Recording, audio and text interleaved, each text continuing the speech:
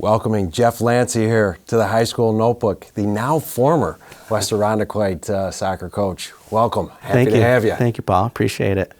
So you have those end of the season checklists, and you got to take in all the equipment, all the uniforms, and everything.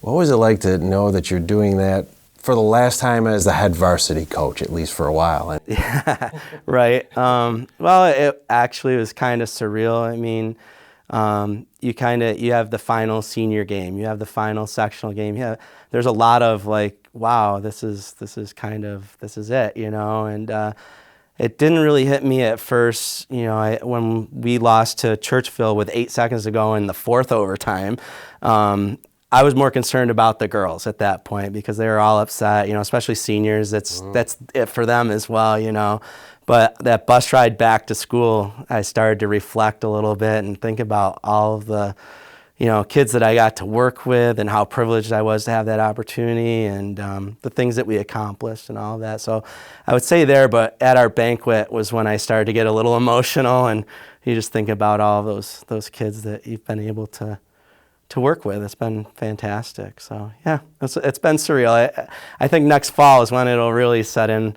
I get to celebrate my anniversary with my wife for the first time in 27 years or whatever it is. So we'll have an August free, so it'll be good. So some things that you probably don't want to remember, but your career has had the unfortunate episode of having to run parallel to a lot of great teams in Section 5 soccer, namely Spencerport here in the last 3 years, but certainly you were the smallest AA school there for a while. What are some things in the struggle there of moving along and the challenges that are moving along that you can pass on to younger coaches and things and lessons that you have learned along the way?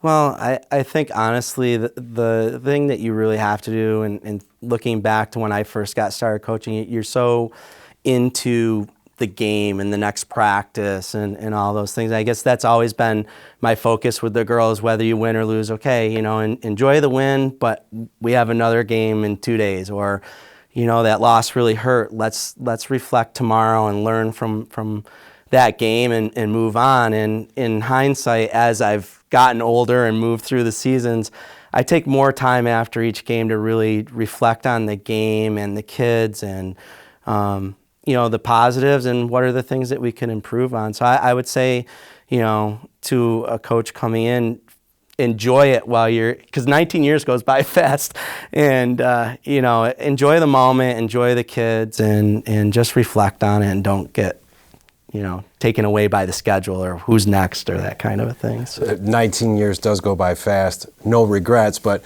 if you go back 19 years ago, what would you tell Jeff? Be more patient.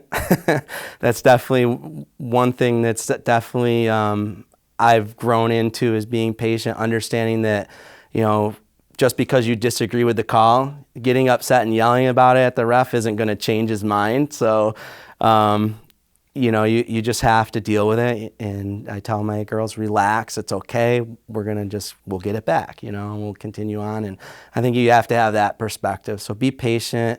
And again, what I just said earlier is enjoy it while you're in it, and take the time to reflect on those things. You mentioned the memories earlier.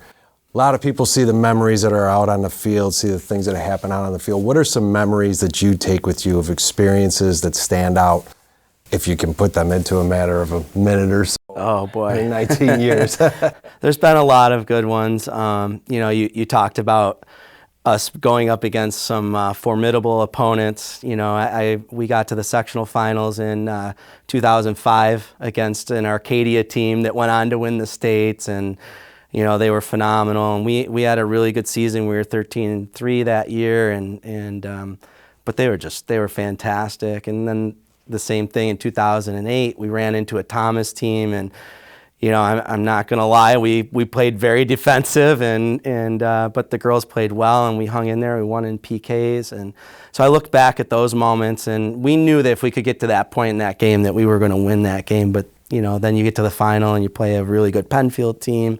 So being a small school in AA at that time was tough. And then running into Spencerport, like you're saying, they're just amazing. And So yeah, there's some good memories with that, having those accomplishments and getting to that point.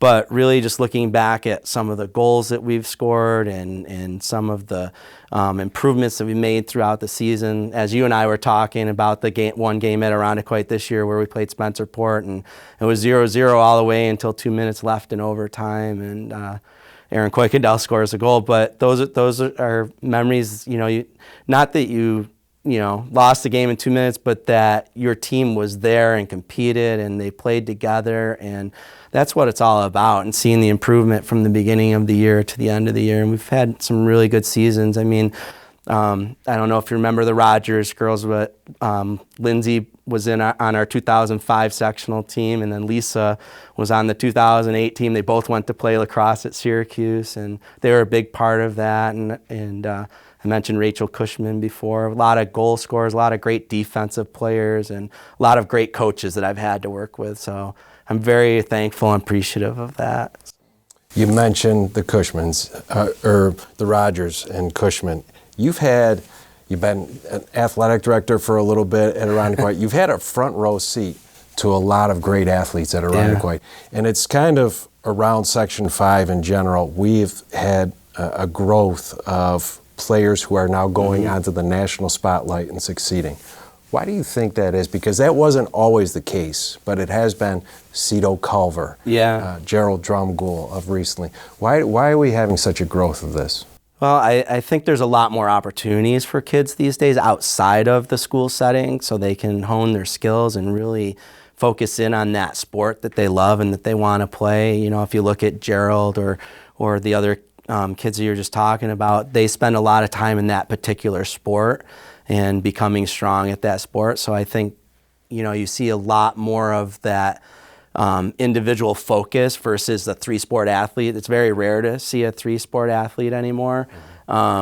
It's good and bad because, you have an elite athlete who's playing at a premier level or a top level, an elite level. They need to be there to get stronger and get better and become that top athlete. But then you have some of the kids that are middle of the ground and they think that they're there and they focus on one sport where they don't get the taste of the other things that are available for them, and they might be missing out on something that really could be their niche, So there's pluses and minuses to both, but I really think it's the opportunities and the fact that kids are really focusing in on that one sport that's their specialty. So perfect. Yeah. Jeff, thank you very much for taking the time and being here on the High School Notebook. I appreciate it. Thank you so much.